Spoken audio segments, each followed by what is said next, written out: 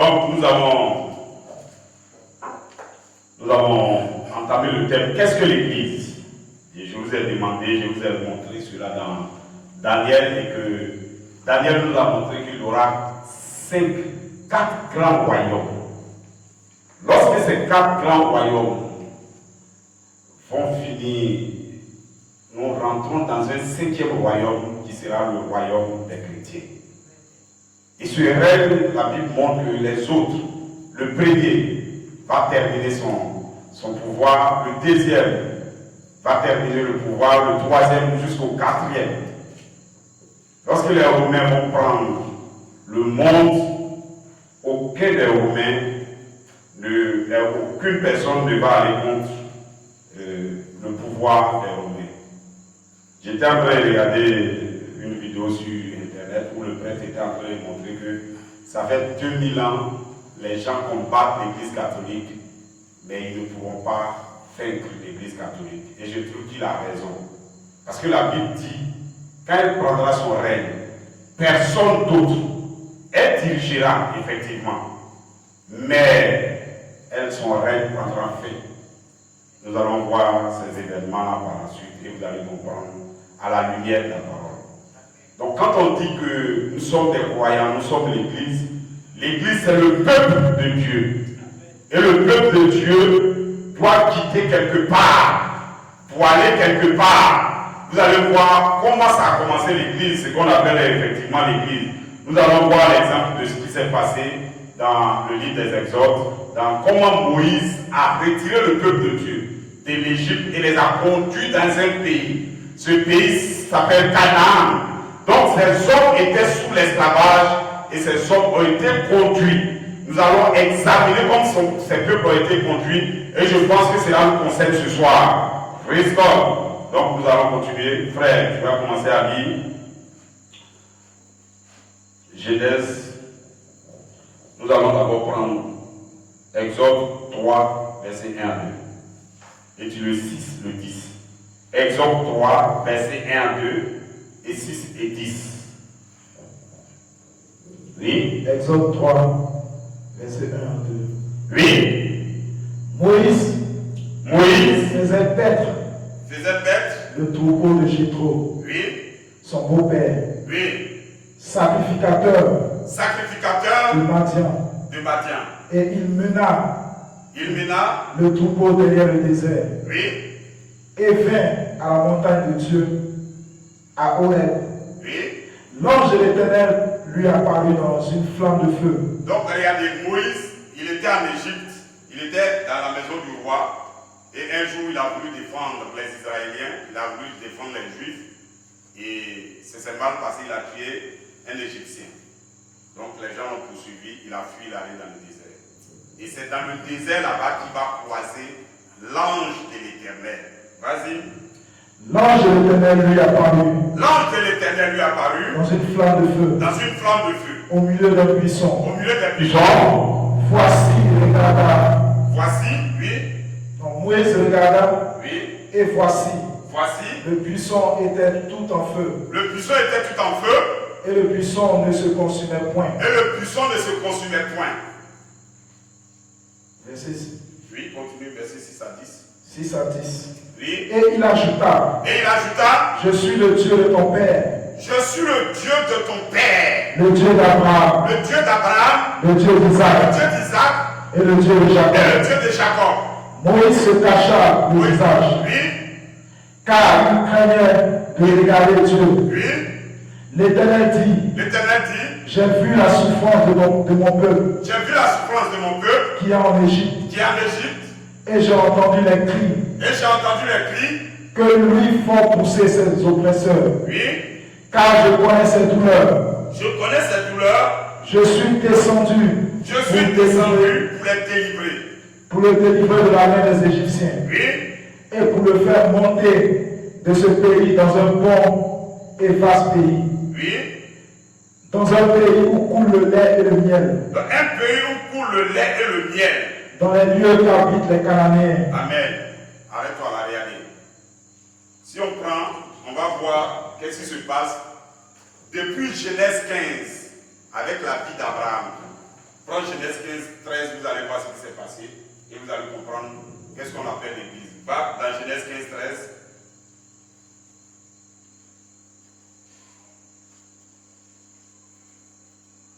Genèse 15, verset 13.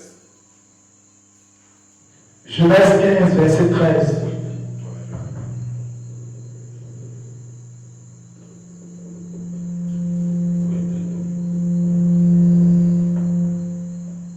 Oui, vas-y.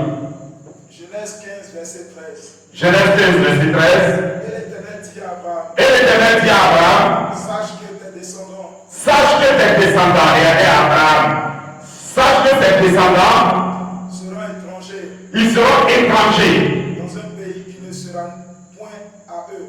Dans un pays qui ne sera point à eux. Ils seront asservis. Ils seront asservis. Et on les opprimera. Et on va les primer. Pendant 40 ans. 400 ans, oui. Pendant 400 ans. Oui.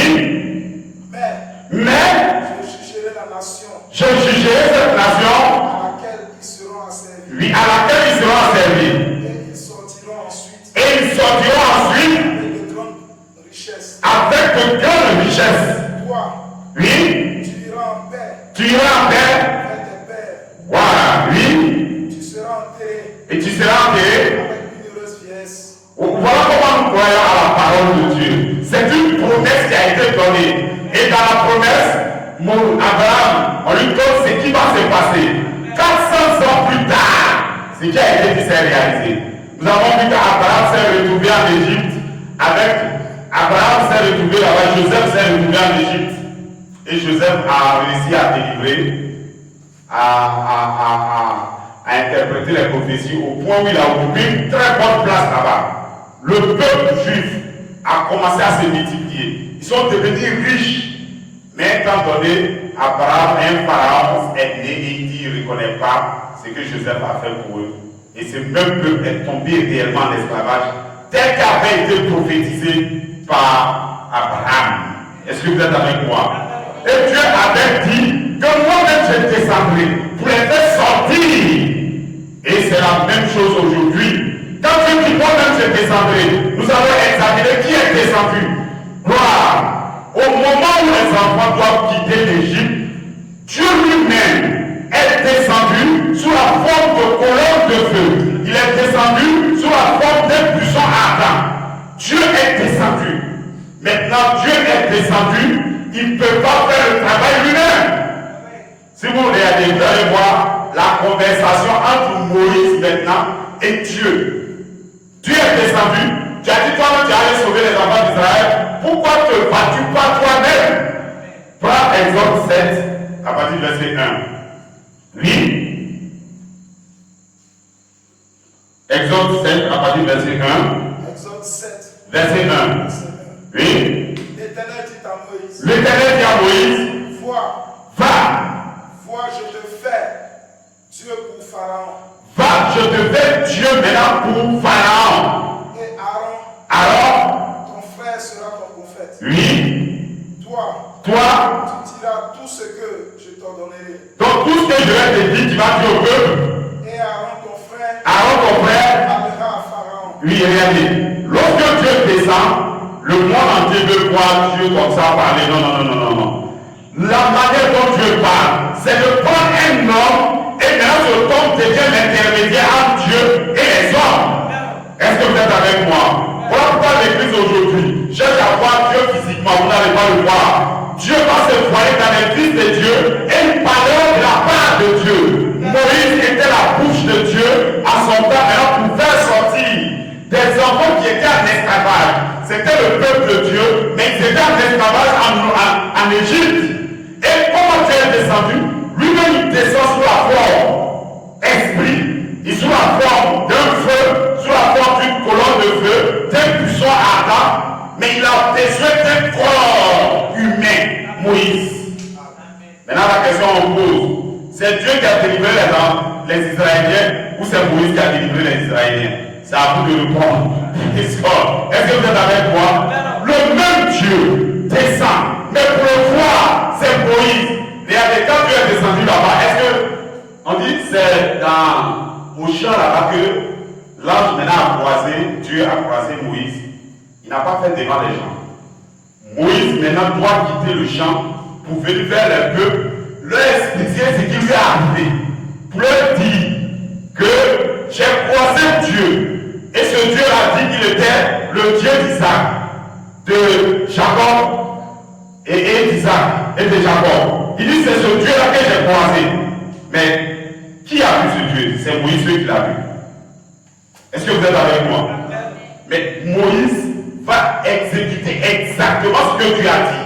Et vous allez voir l'exode maintenant va avoir lieu.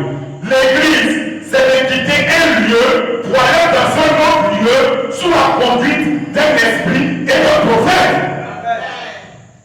Aujourd'hui, si tu es dans une église, tu dois savoir où tu as vu cette colonne de feu, tu dois savoir où se trouve ton prophète et tu dois savoir dans quel lieu tu es et où tu pars. C'est ça l'église. L'église, c'est de quitter un lieu pour aller dans un autre lieu. Ici, ils doivent quitter l'Égypte. L'Égypte, maintenant, en Égypte, ils sont en esclavage. Ils sont sous la domination. Maintenant, ils doivent quitter ce lieu pour un autre lieu qui s'appelle Canaan. Il dit Canaan, c'est là où le lait et le miel. Praise God. L'église aujourd'hui va quitter quelque part pour un autre lieu. Beaucoup de personnes cherchent où se trouve l'église. Mais l'église, c'est quelque chose de surnaturel et vous allez comprendre. Nous allons examiner avant ce qui s'est passé et puis nous allons voir que c'est comme ça que Dieu agit tout le temps. Dieu n'a jamais changé sa manière de faire. Lui-même il descend, mais il prend un homme et l'homme fait ce que Dieu doit faire et le peuple lui doit croire cet homme. Dieu n'a pas fait ça devant les gens. Il a fait ça à Moïse. Et Moïse est venu. Maintenant, Moïse dit, dans la discussion, il t'a dit de lire Exode 3, verset 6 à 10. Tu l'as lu? Exode 3, verset 6 à 10. D'accord, ok. Et dans leur discussion, Moïse dit, mais moi, qui ne sais pas bien parler. Tu as dit toi-même, tu allais les sauver, non? Va les sauver. Ou bien tu prends quelqu'un d'autre. Non, Dieu dit, c'est toi que j'ai choisi. Donc, qu'est-ce que je fais maintenant? Il dit, c'est toi que j'ai choisi. Il dit, je vais te donner 2 signes pour montrer à mon peuple qu'il s'agit de moi. Donc, Moïse a eu 2 signes d'abord pour prouver aux gens que c'est Dieu qui l'a appelé. Premièrement, il a pris un bâton, il a jeté le bâton est devenu serpent. Et il a repris le serpent.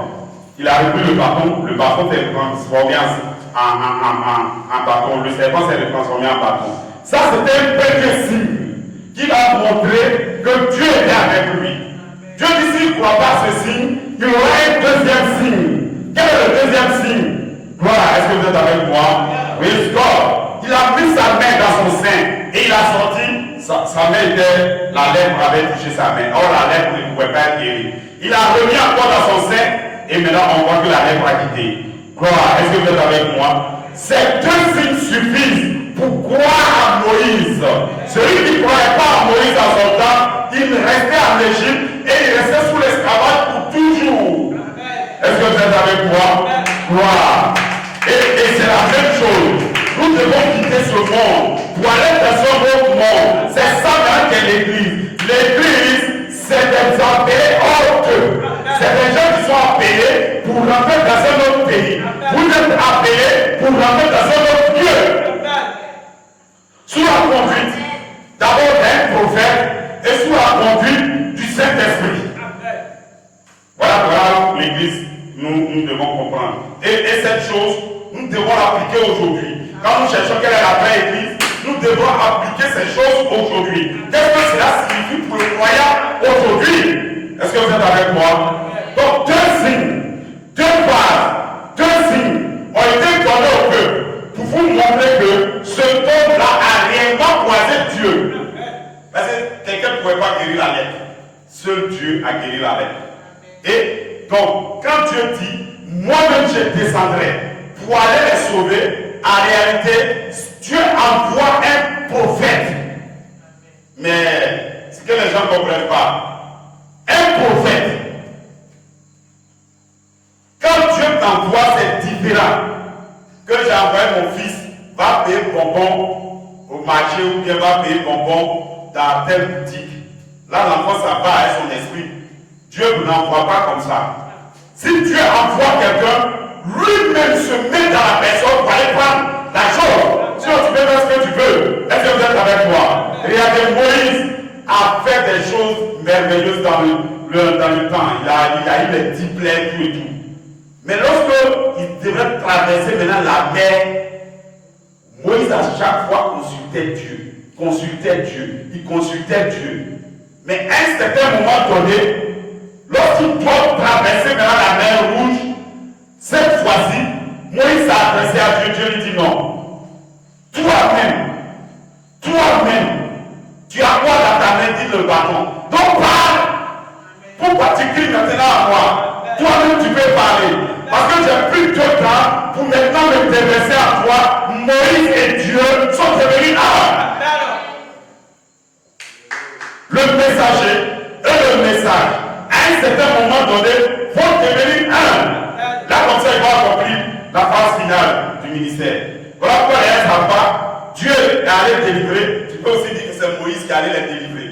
Mais ça dépend de quelle compréhension tu as. Si tu sais que Dieu s'est parlé à Moïse pour délivrer le peuple, ça serait la même chose. Gloire, est-ce que vous êtes avec moi? En son temps, les Corées, Abiram, tous ces hommes se sont levés pour aller contre le prophète. Ils ont dit, mais Dieu ne te parle pas toi seul. Voilà pourquoi aujourd'hui, quand on parle d'un prophète, on dit, mais pourquoi vous pensez que c'est lui seul? Mais c'est Moïse seul que Dieu a créé. Les Corées, Abiram et Data qui sont allés contre Moïse, ils sont tous morts. Tous ceux qui ont douté de ce que Moïse a fait, ils sont morts dans le désert. Voilà pourquoi quand Dieu vous envoie un prophète, vous devez le croire. On va dire quelque chose, il faut aller pour que les gens comprennent. Amos 3, 7. Amos 3, il faut lire. Est-ce que vous êtes avec moi? Donc l'église, c'est d'abord que Dieu descend. Qu'on ait d'abord une promesse d'avance. Dans Genèse 15, il y avait une promesse d'avance qui disait que je devrais faire 400 ans plus tard faire sortir des gens. Et cette parole était arrivée maintenant en manifestation. Voilà pourquoi Dieu sort dans le désert. On fait rien dans le flou comme ça, quelqu'un est dans un quartier célèbre, il est le prophète. Non, monsieur, la Bible prévoit ces prophètes. Il dit d'avance. Quoi le prophète va faire? Il parle d'avance. Qu'est-ce que le prophète va faire? Il donne sa mission. Qui est son prophète? Alors le prophète va descendre. Et vous devez le voir. Oui, Amos 3. Amos 3, 7. Oui. Car le Seigneur, car Dieu, l'Éternel, il ne fait rien sans avoir révélé son secret à ses serviteurs les prophètes. Sans avoir révélé son secret à ses serviteurs les prophètes. Oui. Le lion rugit. Le lion rugit. Qui ne serait effrayé?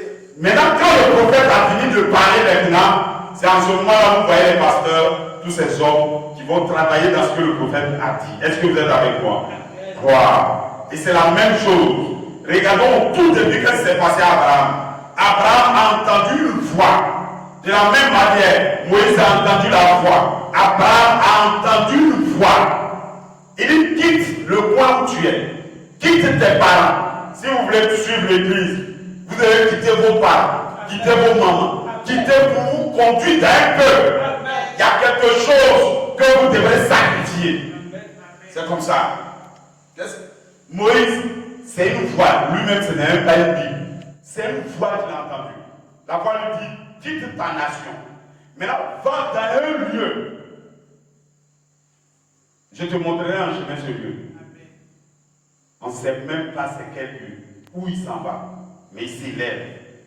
Et voilà pourquoi les gens demandent si dans votre église, c'est quoi tu vas gagner. On ne sait pas ce que tu vas gagner. Mais tout ce qu'on sait, c'est que c'est Dieu qui a parlé d'une promesse. Et vous devez suivre la promesse. Est-ce que vous êtes avec moi? Voilà pourquoi ces églises qui sont ni conduites par un prophète, ni conduites par un esprit qui est descendu, ils n'iront nulle part. Parce qu'ils ne sauront même pas où ils quittent et où ils vont.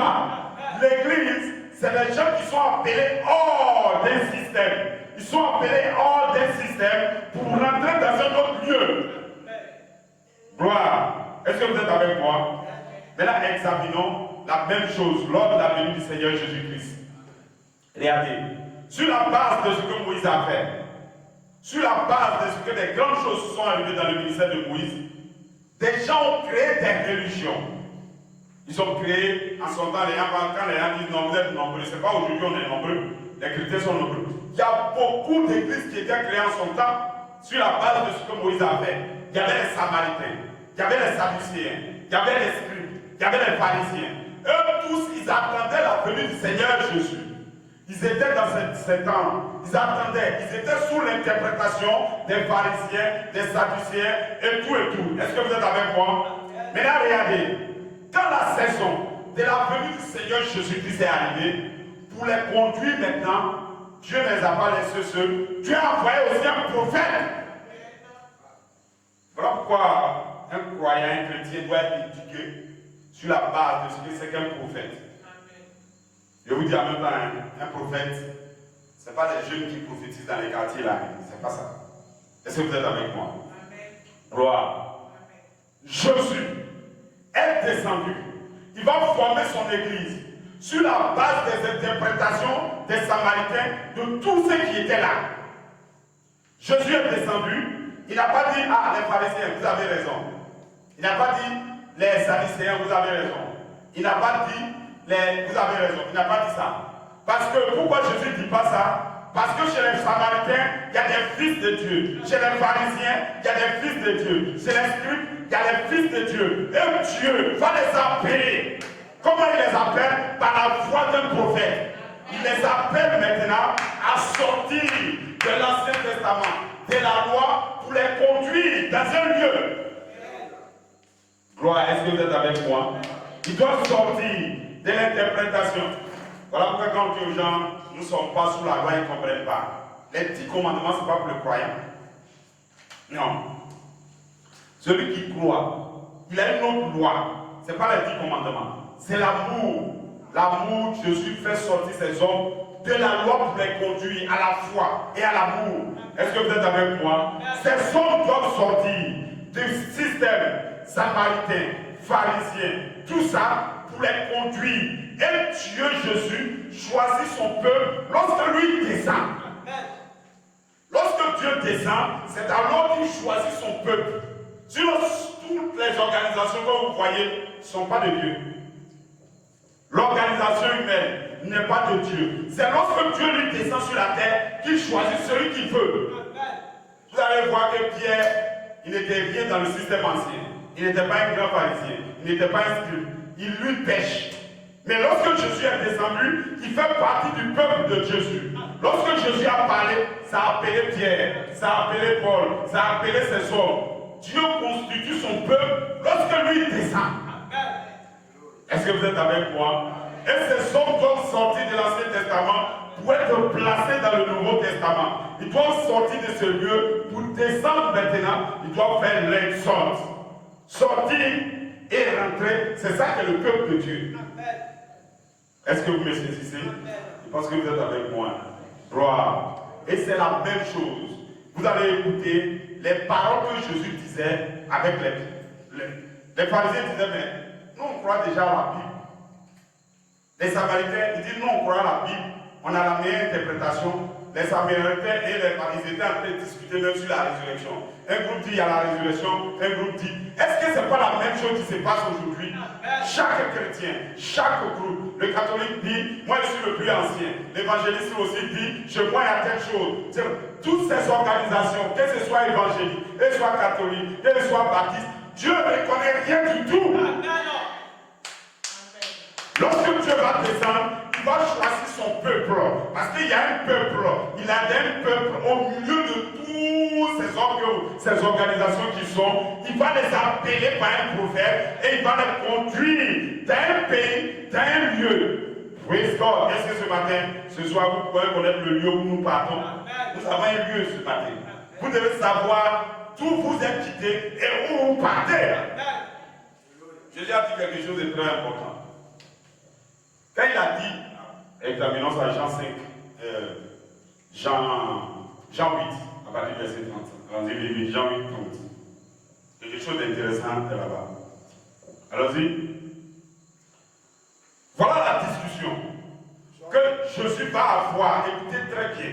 C'est là que vous allez comprendre les choses que nous disons dans l'âge où nous sommes. Déjà, ils disent non, moi, ici chrétien, non, ici déjà baptiste, c'est fini. Non, non, non, non, non, c'est pas comme ça. Ces hommes-là étaient des croyants. Ils disaient qu'ils croyaient à la Bible. C'est des gens qui étudiaient la Bible jour et nuit. Et là, en Israël, depuis l'enfance, ils sont enseignés. Mais regardez ce que Jésus va leur dire. Vas-y. Comme Jésus parlait ainsi. Comme Jésus parlait ainsi. Plusieurs crurent en lui. Plusieurs crurent en lui. Et il dit aux Juifs. Et il dit aux Juifs. Qui avaient cru en lui. Si vous demeurez dans ma parole. Si vous demeurez dans ma parole. Vous êtes vraiment mes disciples. C'est alors que vous êtes mes disciples. Vous connaîtrez la vérité. Vous connaîtrez la vérité. Et la vérité vous affranchira. Et la vérité maintenant va vous affranchir. Il lui répondit. Attends d'abord. Des gens viennent à l'église et ils disent, ça c'est des conceptions qui sont fausses. Quand les gens disent, pourquoi vous tirez à l'église comme ça? Pourquoi l'église même c'est le cœur? Ne les suivez pas. Tant que la parole ne produit pas sa vie en toi, la vie que tu mènes, Dieu la condamne déjà. Amen. Vous êtes censé venir à l'église et on doit vous enseigner la parole de Dieu. Amen. Et la parole va vivre sa vie en vous. Amen. Donc ceux qui fuient l'église vous disent, moi je reste à la maison, mon cœur est blanc, ne croyez pas à ces hommes. L'homme est censé être sous la parole, être enseigné et rempli maintenant de la parole. Il dit, soyez renouvelés, soyez transformés. C'est là où vous pouvez discerner ce qui est vrai, ce qui est faux. Aujourd'hui, par vous-même, vous ne pouvez pas choisir la bonne église. C'est impossible. Sans la parole, tu ne peux pas savoir qu'est-ce qu'est la bonne église. Voilà donc Jésus va dire, si vous demeurez dans ma parole, c'est pas quand tu écoutes un petit verset où tu arrives, non. Il faut demeurer dans sa parole. Si vous demeurez dans ma parole, alors, vas-y. Vous êtes vraiment mes disciples. C'est alors que vous êtes mes disciples. Oui. Vous connaîtrez la vérité. Vous connaîtrez la vérité. Et la vérité vous affranchira. La vérité maintenant va vous affranchir. Il lui répondit. Maintenant, il répondit. Nous sommes la postérité d'Abraham. Mais nous sommes déjà la postérité d'Abraham. Nous sommes déjà des croyants, oui. Et nous ne fûmes jamais esclaves de personne. Et nous ne sommes jamais esclaves de personne. Regarde, ils sont en Égypte, ils sont esclaves. Vous n'avez pas vu que le peuple égyptien, les Juifs qui étaient en Égypte sont en esclavage. C'est la même chose. Ils étaient esclaves. Mais ils ne savent même pas qu'ils étaient esclaves. Et ils se disaient qu'ils étaient à l'église. Ils se disaient qu'ils étaient pharisiens. Ils se disaient qu'ils étaient scribes. Mais ils étaient en esclavage. Vous allez voir, aujourd'hui même, des gens qui disent qu'ils sont chrétiens, ils sont encore en esclavage. Ils ne le savent même pas. Vas-y. Et nous ne fûmes jamais esclaves de personne. Nous ne sommes jamais esclaves de personne. Nous sommes chrétiens, baptistes, catholiques, adventistes. Tout ça, nous sommes évangélistes. Mais pourquoi vous dites que nous sommes esclaves? Oui. Comment dis-tu? Comment dis-tu? Vous deviendrez libres. Vous deviendrez libres. En vérité, en vérité, je vous le dis. Il le dit. Oui. Leur répliqua Jésus. Leur répliqua Jésus. Quiconque se livre au péché. Bon, vous allez voir dans quel esclavage nous sommes. Est esclave du péché. Quiconque se livre au péché, il est esclave maintenant du péché. Oui. Or, l'esclave ne demeure pas toujours dans la maison. L'esclave ne demeure pas toujours dans la maison. Oui, dans la maison. Le Fils, il demeure toujours. Le Fils, lui, va demeurer toujours. Regardez, l'esprit qu'on a de façon naturelle quand nous sommes nés, il ne va pas demeurer toujours. C'est l'esprit qui a assujetti au diable. C'est l'esclavage. Mais cet esprit, il ne demeure pas toujours dans l'homme. Lorsque le Saint-Esprit prend la place dans l'homme, lui, sa demeure devient éternelle. Gloire, vas-y. Le Fils, il demeure toujours. Le Fils, lui, va demeurer toujours dans ce temps. Oui. Si donc le Fils vous affranchit, c'est quand le Fils vous affranchit. Vous serez réellement libre. C'est alors que vous êtes libre. Et donc chacun doit se poser la question, est-ce que le Fils l'a affranchi? Parce que sinon, tu es encore esclave du péché. Et parce que vous êtes esclave du péché, voilà pourquoi Dieu va penser à nous en envoyant le Messie pour nous faire sortir par la voix d'un prophète et nous conduire maintenant dans un pays. Et nous saurons qu'est-ce qu'est le pays. Vas-y. Je sais que vous êtes la postérité d'Abraham. Moi je sais que vous êtes la postérité d'Abraham. Je sais que vous dites que vous êtes chrétien, vous êtes baptiste, vous êtes ange, je le sais. Oui. Mais vous cherchez à me faire mourir. Mais pourquoi, lorsque la parole révélée descend, vous cherchez à me faire mourir? Parce que ma parole ne pénètre pas en vous. Parce que ma parole maintenant ne pénètre pas en vous. Amen. Regardez, la Bible est là. Tout le livre d'Apocalypse est là. Des mystères y sont. Des gens disent qu'ils sont chrétiens. Mais quand tu leur parles de ces choses, ils rejettent. Ils préfèrent aller dans son église comme ça. Et ces choses mystérieuses qui sont classées, lorsqu'on leur expose et ils rejettent, mais ils disent il est chrétien. Non, monsieur, vous ne l'êtes même pas. Ces hommes pharisiens, ils ne le sont pas. Ils croyaient qu'ils étaient croyants. Mais ce n'était pas le peuple, ce n'était pas l'église. Et ils étaient là, mais l'église va se former sur la base maintenant de ce que Dieu va sélectionner des gens qui vont croire à sa parole, en qui la parole peut aller. Vas-y, continue. Je dis ce que j'ai vu chez mon père. J'ai dit ce que j'ai vu chez mon père. Et vous? Et vous? Vous faites ce que vous avez entendu de la part de votre père. Vous faites ce que vous avez entendu de la part de votre père. Oui? Il lui répondit. Maintenant les gens là répondent. Oui. Notre père c'est Abraham. Mais nous sommes tous chrétiens. Nous c'est Jésus que nous prêchons, oui. Jésus leur dit. Jésus leur dit. Si vous étiez enfant d'Abraham. Si vous étiez réellement croyant. Vous feriez les œuvres d'Abraham. Vous allez faire les œuvres d'Abraham. Qu'est-ce qu'Abraham a entendu? Il a entendu une voix. C'était une promesse. C'est une voix qu'Abraham a suivie. Et il recherchait maintenant un lieu. Abraham a recherché un lieu. De la même manière, Moïse a recherché Canaan. Abraham recherchait un lieu. Et ce lieu qu'Abraham recherchait, le constructeur de ce lieu, c'était Dieu lui-même. L'architecte de ce lieu, c'était Dieu lui-même. Et ce matin, ce soir, chaque croyant va aller dans le lieu qu'Abraham cherche. Où le constructeur, c'est Dieu lui-même. Donc nous sommes conduits vers le lieu qu'Abraham cherchait. Le constructeur de ce lieu, c'est Dieu lui-même. Et Jésus a dit, dans la maison de mon Père, il y a plusieurs demeures. C'est cette maison-là que nous cherchons. Nous quittons ce monde du péché et nous sommes conduits par la voix d'un prophète pour nous conduire vers ce lieu. Vas-y. Mais maintenant, vous cherchez à me faire mourir. Vous cherchez à me faire mourir. Moi qui vous ai dit la vérité. Moi qui vous parle de la vérité. Et j'ai entendu de Dieu. Donc Jésus était vivant devant eux. Et Jésus devait choisir maintenant son peuple. Par la foi, il est dit vers les Samaritains, vers les Sadducéens. Chaque peuple sort pour former l'église. C'est comme ça que l'église est formée. L'église, c'est un système qui est là, et Dieu envoie un prophète pour tirer ses fils de ce système, pour les conduire vers un lieu. Est-ce que vous êtes avec moi? Gloire. Vas-y. Cela, Abraham ne l'a point fait. Cela, Abraham ne l'a point fait. Vous faites les œuvres de votre père. Vous faites les œuvres de votre père. Il lui dit, nous ne sommes pas des enfants illégitimes. Nous ne sommes pas des enfants illégitimes. Nous avons un seul père. Nous avons un seul père. C'est Dieu qui est notre père.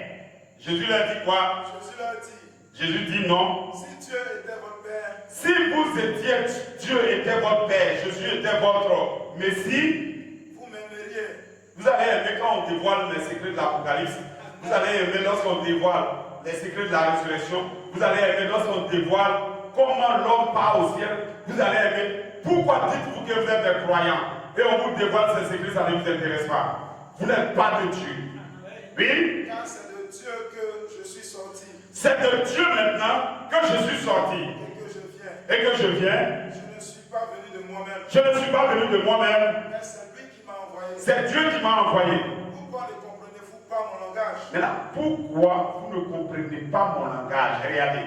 Ce pourquoi Jésus les condamne, pourquoi ils ne comprennent pas le langage que Dieu est en train de dire? Il dit, est-ce que vous avez vu Jésus dire, c'est pas elle qui cherche femme, c'est pas elle qui boit, c'est pas elle qui fume. C'est pour ça qu'il a dit, n'est pas de Dieu. Non. Vous n'êtes pas de Dieu. Pourquoi vous ne comprenez pas le langage? Oui? Parce que vous ne pouvez pas écouter ma parole. Parce que vous n'êtes pas de Dieu, parce que vous n'êtes pas prêt à écouter sa parole. Il y a des simples, un seul jour de la semaine, et puis dimanche, il y a des gens qui n'ont jamais le temps. Il n'a pas le temps. Tu prouves par là que tu ne peux pas être un chrétien. Tu prouves par là que tu n'es pas dans l'église. Tu prouves par là que tu n'es pas le royaume. Oui? Continue. Vous avez pour père le diable. Maintenant, quand tu fais ça, ton père c'est qui? Le diable. C'est lui qui a dit ça. Jésus dit, des gens il ne parle pas aux païens, il parle des gens qui ont le livre de l'Ancien Testament, qui l'ont étudié, qui sont allés, qui ont travaillé dedans jusqu'à des hommes qui sont purs aux yeux des hommes. Ces hommes-là, quand tu prends un pharisien, un scribe comme ça, c'est les gens qui ne cherchent pas femme, c'est les gens qui sont purs. Mais Jésus dit, ils sont du diable. Amen. Simplement, parce qu'ils ne sont pas capables de recevoir la sémence venant de la part d'un prophète. La sémence venant par Jésus. Ils ne peuvent pas le recevoir. Alors automatiquement, ils sont du diable. Gloire. Est-ce que vous êtes avec moi? Donc, là où nous sommes, vous devez servir soit Dieu et soit servir le diable. Et vous devrez avoir une vision claire. Qui est votre prophète? Qui est l'ange? Et où vous partez? Et tout à l'heure dans ce verset, Jésus nous montre où nous sommes. Nous sommes envahis d'une multitude d'aptitudes, de voix. Et ces voix, ce sont les voix de Satan.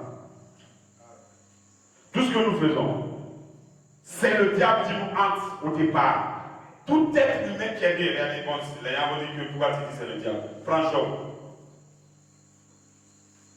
Job 14 à partir de verset 1, si on a la chance. Vas-y. Job 14 à partir de verset 1. Oui.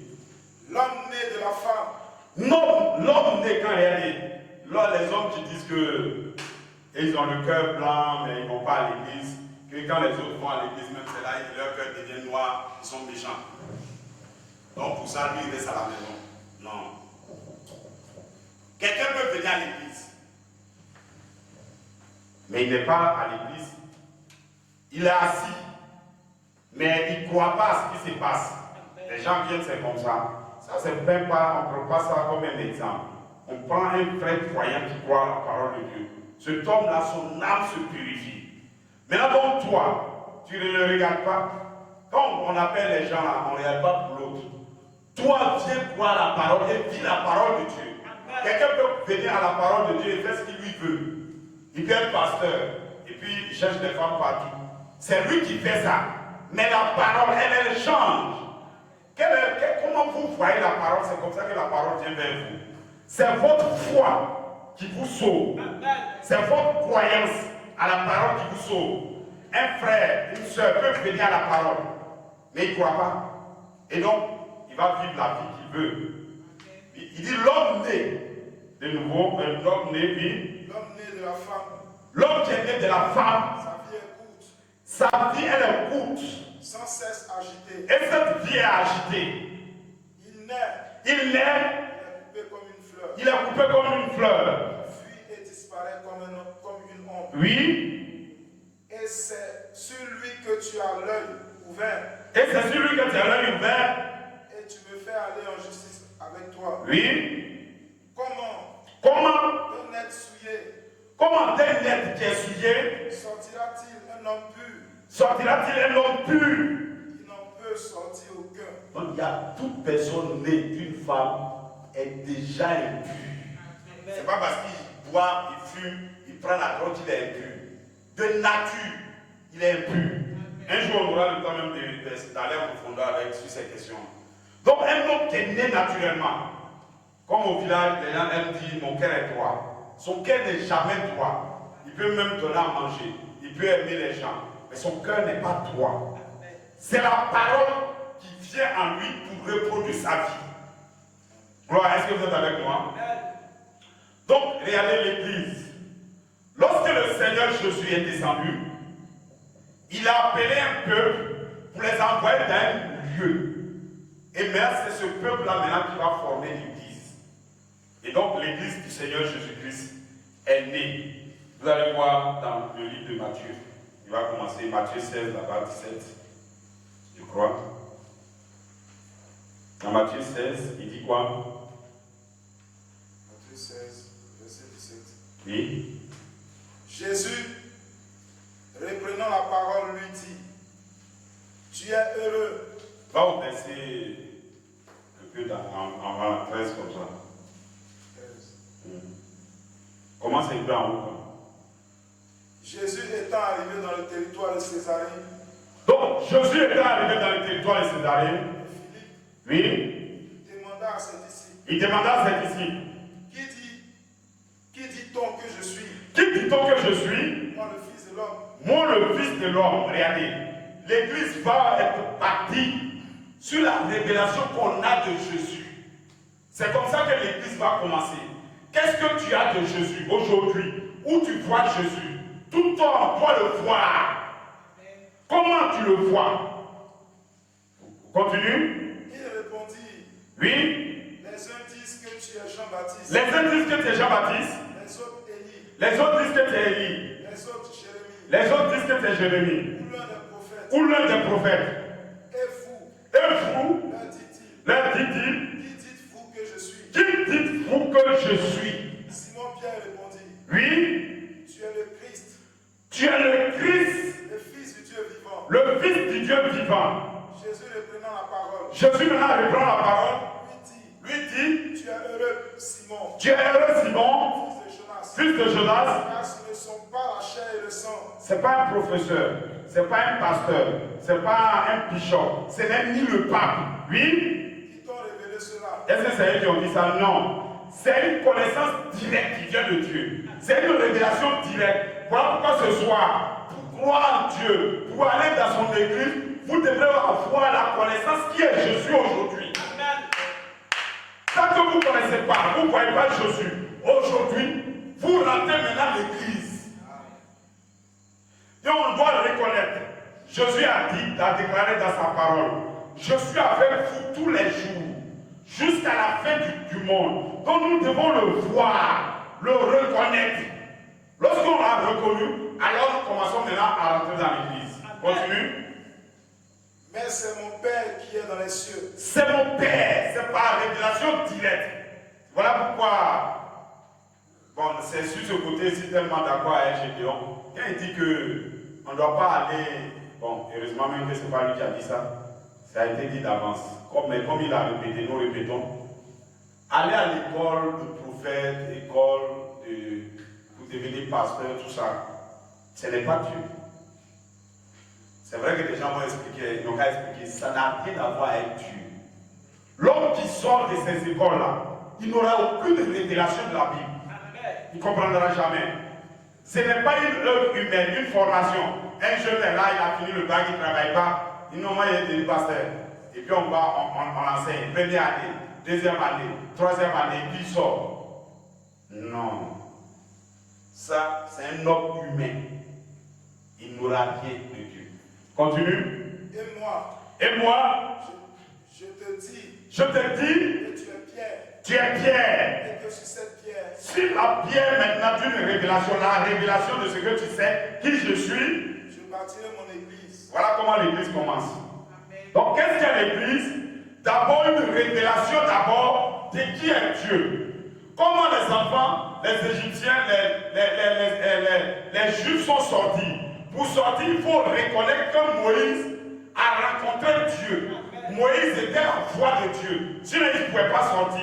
Pour sortir, pour créer l'église, avoir une base d'abord de qui est Jésus.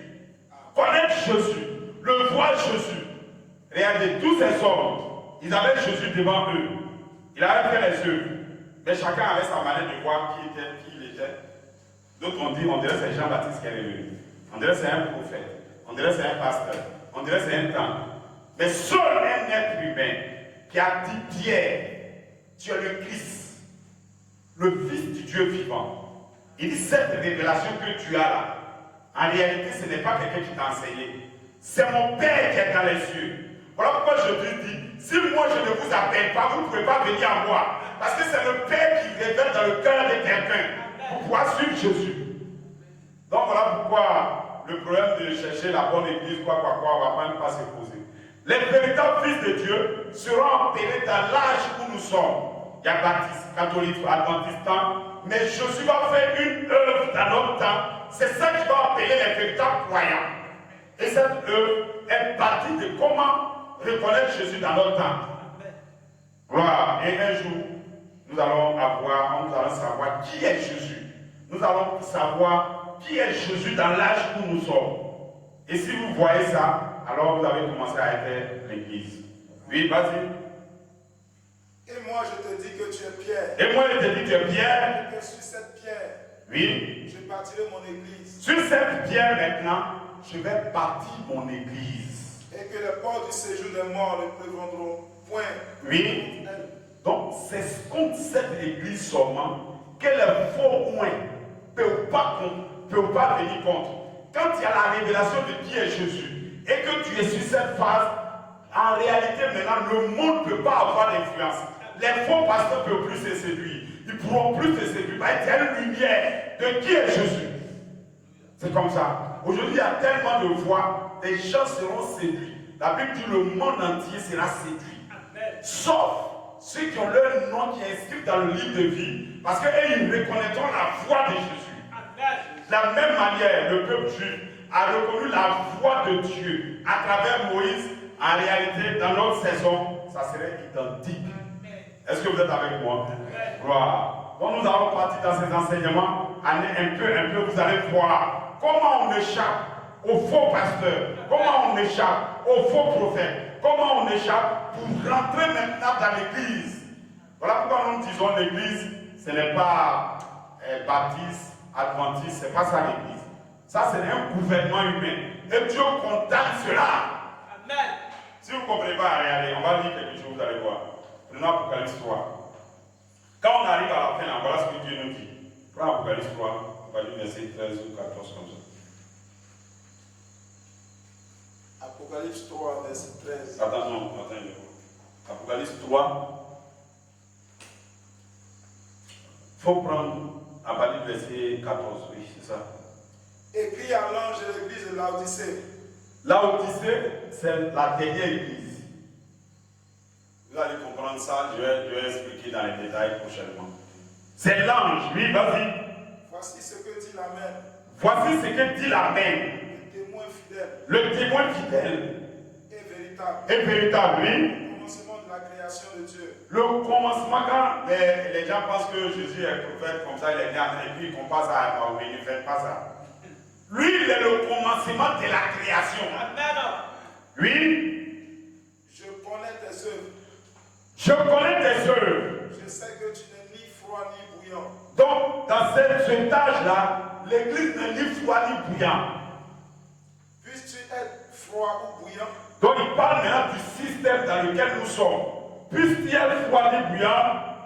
Ainsi, parce que tu es tiède. Ainsi, parce que tu es tiède. Et que tu n'es ni froid ni bouillant. Tu n'es ni froid ni bouillant. Je te vomirai de ma bouche. Voilà pourquoi Dieu va vomir tous les systèmes que vous voyez. Baptiste, adventiste, tous ces systèmes-là, Dieu va les vomir.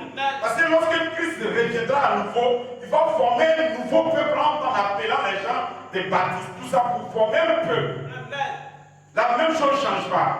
Depuis Jésus est parti jusqu'à nous, les organisations sont même créées comme au temps où les Samaritains, les pharisiens étaient nés. Mais quand Jésus est venu, il n'a pas dit baptiste, tu as raison, catholique, tu as raison. Non, eux tous sont morts. Et Jésus s'arrête maintenant. Lorsqu'il parle, sa voix vivante, ça appelle les fils de Dieu dans l'âge. C'est la même chose. Donc Dieu lui-même, c'est pas moi, il va condamner les systèmes actuels. Continue. Parce que tu dis. Parce que tu dis. Je suis riche. Je suis riche. Je me suis enrichi. Je suis réel juge la qualité d'une église par sa richesse. Quand il y a un gros bâtiment, quand il y a beaucoup de monde, et il croit que c'est ça qui est l'église. Non, vas-y. Et je n'ai besoin de rien. Donc lui, quand il est comme ça, il dit il n'a besoin de rien. Les croyants même là, ils disent sont chrétiens. Mais si la Bible dit un truc et que son église ne parle pas de ça, pour lui la chose est fausse, lui il rejette. C'est pas un croyant. Un croyant, il n'a pas de limite. Parce que Dieu marche comme on éduque un homme. Quand tu éduques ton enfant, il y a un certain moment, tu lui donnes une certaine parole. Mais après, là, quand il grandit, tu lui donnes une autre parole.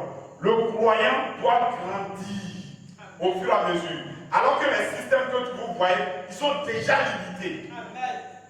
Si son église, l'église va dire foulard. Après, quand Dieu dit que foulard, là, ce n'est pas ses chevelus, la personne ne peut plus avancer. Voilà pourquoi on ne croit pas à ces organisations. On croit que de la même manière, Dieu a envoyé un prophète pour sauver les temps. De la même manière, un jour j'aurai le temps pour vous montrer que l'âge où vous êtes, Dieu a promis un prophète. De la même manière, il a promis un prophète dans le temps. De la même manière, un prophète sera sur la terre pour vous faire sortir de toutes ces organisations. Continue. Parce que tu dis, je suis riche. Tu as dit, je suis riche. Je me suis enrichi. Je me suis enrichi. Et je n'ai besoin de rien. Je n'ai besoin de rien. Et parce que tu ne sais pas que tu es malheureux. Donc, parce que tu ne sais même pas que, regardez, la même chose. Quand Jésus disait à ces pharisiens-là, ils disent, mais nous, on n'est pas esclaves. Ils ne savent pas. De la même manière, dans l'âge où nous sommes, des gens ne sauront même pas qu'ils ne sont même pas croyants. Donc il dit, parce que tu ne sais pas que... Et parce que tu ne sais pas que tu es malheureux. Tu ne sais même pas que tu es malheureux. Misérable, pauvre. Tu ne sais même pas que tu es misérable, pauvre et nu. Aveugle et nu, oui. Je te conseille d'acheter de moi de l'or éprouvé. Je te conseille maintenant, parce que tu es comme ça, d'acheter de moi de l'or éprouvé. L'or éprouvé, ce sera lorsque Dieu sera révélé à nouveau.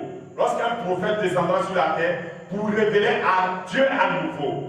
Donc comprenez que Jésus, l'église de Christ, c'est toujours des gens qui sont appelés hors d'eux. Pour rentrer dans un monde hors d'eux. Et maintenant, rentrer dans le monde. On sort pour rentrer. Le monde en Égypte, ils sont sortis par la voie de Moïse et par la voie de Josué. Ils sont rentrés maintenant à Canaan. Et nous, c'est la même chose. Les gens sont sortis par la voie de Jésus. Mais par le Saint-Esprit, ils sont rentrés dans le pays. Et le pays, c'est le royaume.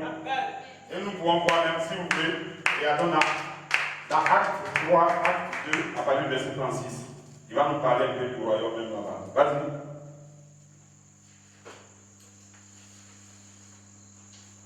Donc, le royaume. Quand on va dire que c'est le royaume, les gens ne comprendront pas toujours. Et regardez, Jésus dit, quelques-uns parmi vous qui sont présents là, ils ne mourront pas jusqu'à ce qu'ils n'aient vu le royaume venir. Le royaume est venu. Et des gens étaient encore vivants. Et ce royaume-là, en réalité, c'est là-bas que vous êtes conduits aujourd'hui. On va vous faire sortir du système, du baptiste, du catholique, de tout ça, pour former l'église, le dernier peuple sur la terre. Eux, ils vont voir la résurrection. Eux, ils vont voir l'immortalité. Eux, ils vont voir la venue du Seigneur Jésus-Christ. C'est ce peuple-là qu'on veut former, l'âge où nous sommes. Nous sortons de tous ces systèmes avec par la voix d'un prophète, par la voix d'un ange. Et maintenant, il y a l'ange. On a la colonne de feu. On a maintenant l'homme Moïse. Et maintenant, on nous conduit maintenant vers le pays qu'on appelle le pays du Saint-Esprit. Voilà comment le pays était venu. Là où Jésus voulait conduire les gens, comment le pays est venu à eux. Lis, oui. Acte 2, oui. Que toute la maison d'Israël sache donc avec certitude. Que toute la maison d'Israël sache donc avec certitude. Que Dieu a fait Seigneur et Christ. Que Dieu a fait Seigneur et Christ. C'est Jésus que vous avez crucifié. Mais va un peu, acte 2 là, il faut aller où le Saint-Esprit est descendu avant qu'il ne fasse ça. Gloire, est-ce que vous êtes avec moi? Suivez-moi, on va terminer bientôt. Acte 2. Il faut prendre à partir de verset 1. Le jour de la Pentecôte. Le jour de la Pentecôte. Ils étaient tous ensemble dans le même lieu. Donc ils étaient tous ensemble dans le même lieu. Regardez. Ce verset-là comme ça. Et c'est ça que les gens disent qu'on va écouter un prophète quelque part et tout le monde est dans un même lieu. Non, ce n'est pas ça.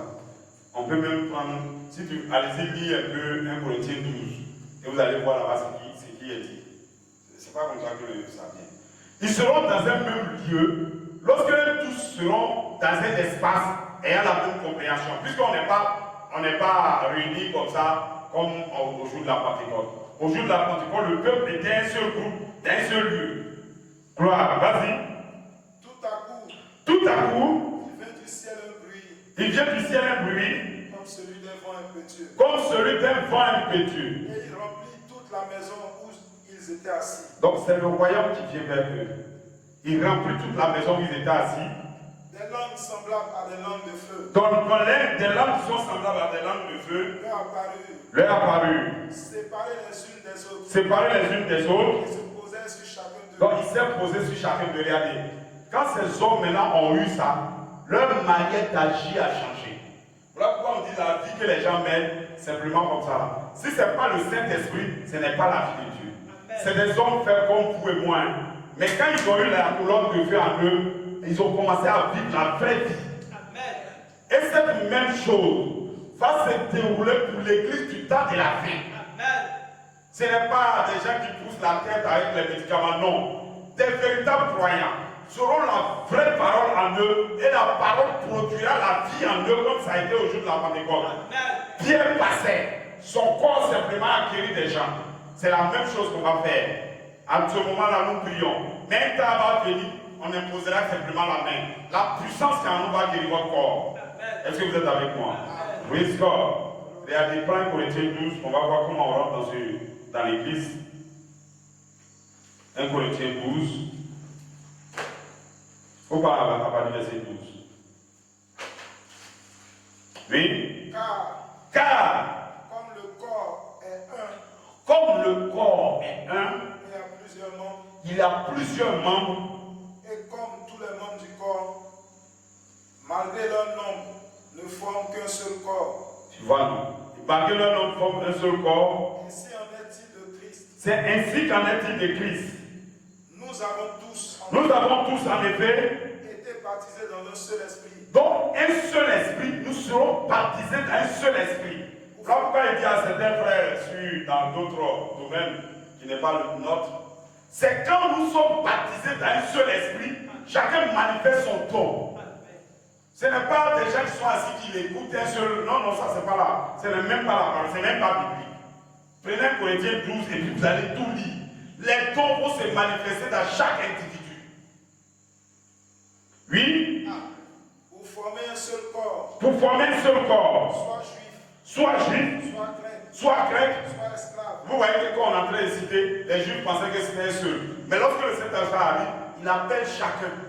Voilà pourquoi, lorsqu'on condamne les systèmes, ce n'est pas les hommes qui y sont. Il y a des chrétiens, des véritables croyants, des hommes sincères qui sont dans toutes les églises. Et toutes les églises que vous voyez, il y a un pasteur catholique qui disait, il parlait, il trouve qu'il a raison. Un côté de ce que vous dites est vrai, mais l'autre est faux. Des gens condamnent l'église catholique, mais ils ont certaines paroles qui sont vraies, pour lui aussi est faux. L'autre parle, pour lui aussi il y a faux dedans, il y a vrai dedans. Et donc tout est mélangé. Voilà pourquoi la Bible, lorsque Jésus descend, il ne donne pas raison à quelqu'un. Il descend pour les appeler par un prophète. Et lorsque vous vous appelez, vous êtes sous le prophète, alors vous êtes guidé correctement. Continue. Soit esclave, soit libre. Oui. Et nous avons tous été abreuvés d'un seul esprit. Donc nous devons être abreuvés d'un seul esprit. Lorsque nous sommes abreuvés d'un seul esprit, vous allez voir quelque part, avant qu'il arrive là-bas, il dit qu'il y aura des prophètes, des pasteurs, des temps. Dans un seul esprit. Et c'est ce seul esprit-là qui fait l'unité de la foi. Voilà pourquoi nous ne croyons pas à des choses, nous croyons à la parole de Dieu. Nous ne croyons pas à des choses imaginaires parce que c'est un prophète qui le dit, non. Nous croyons à une vérité. Lorsque le Saint-Esprit, le même Christ, se divisera dans chaque fils de Dieu, alors c'est Christ. Voilà pourquoi Frère Abraham a pris le temps d'expliquer aux gens que le conducteur de l'Église, c'est le Saint-Esprit. Quand le Saint-Esprit est là, il vous guidera maintenant par des dons. Sinon, ça devient un gouvernement humain. Est-ce que vous êtes avec moi? Donc, que Dieu vous bénisse ce soir. Gloire, nous allons nous lever pour prier. Nous allons continuer un peu comme ça. Et je pense que la prochaine, je vais voir. La prochaine chose, c'est quoi la même? Nous allons voir qu'est-ce qu'un prophète. Nous allons voir l'importance d'un prophète. Et nous allons voir que le prophète est différent des jeunes gens dans le quartier. Donc, nous allons prier. Père Céleste, merci pour ces bouts de paroles, au Père, que nous avons exposées, Père. Nous croyons toujours à ta parole. Seigneur, je t'en supplie, puisses-tu nous donner la force et que cette parole soit répandue de partout, Père, Seigneur. Je t'en supplie, puisses-tu bénir chaque personne qui entendra, Seigneur. Tous ceux qui entendront cette parole, ô Père, Seigneur, puisses-tu les moindre s'ils sont malades, qu'ils posent leurs mains, ceux dans le lieu, ô Père, qui leur fait mal, Seigneur. Oh, et toi, puisses-tu manifester, ô Père, ta foi et que, ô Père, ces hommes soient guéris dans le nom du Seigneur Jésus-Christ. Puisses-tu bénir chaque frère qui se déplace, ô Père. Ils prennent leur temps, ô Père, pour venir là, Seigneur. Puisses-tu les moindre et les bénir dans le nom du Seigneur Jésus-Christ. Amen. Donc, que Dieu bénisse.